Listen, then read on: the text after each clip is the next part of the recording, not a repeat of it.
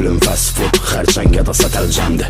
Ölüm ulduz xəstəliyi və ya plastik əməliyyatda. Həyat 37 renesans ya da klassik ədəbiyyatdır. Bura lövbərin salanlar üçün növbədir.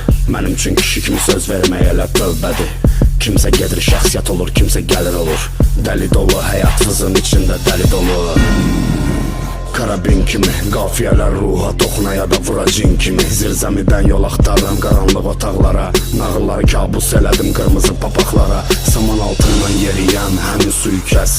Ölüm intihar ola bilər ya da suiqəst. Deylərsə içmə deyil bu badə rəva. Geynərsə nə badə və badə nə ba. Mərhaba, ətrafa səs yayıldı. Məclisdə xaç atası sən, bir də Əzraildir. Daimi əzablar içində vətən xaini.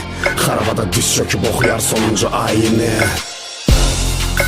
Ciğərlərinə tüstü dolar. Qadının kişidən yalnız əxlaqı üstün olar. Okkaberin mətini cinayət, sətriqandı, sarkazm kinayə və ya qətliamdır. Mənə gələn hər fikir təbimdən düzülər mətinlərə. Qəlbimdən süzülər sətirlərə. Gətir mənə ən odlu silahı, gətir mənə.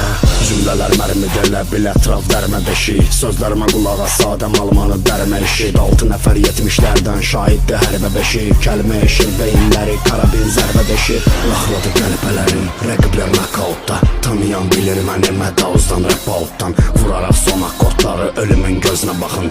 İnsan ölümə yaxın olan və ruhu önünə axır.